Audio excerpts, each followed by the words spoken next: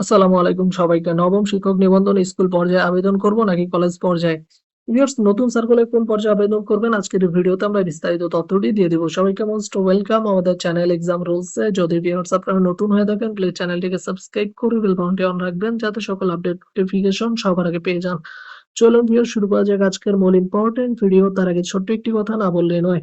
যারা নবম শিক্ষক নিবন্ধন পরীক্ষার্থী রয়েছেন নতুন সার্কুলার পরীক্ষা দিবেন আপনাদের জন্য এক্সাম রুলস ইউটিউব চ্যানেলের পক্ষ থেকে একটি special short type final suggestion তৈরি করা হয়েছে। সাজেশন মূল্য হচ্ছে প্রিলিমিনারি জেনারেল ৳200 এবং প্রিলিমিনারি সাবজেক্টিভ ৳250।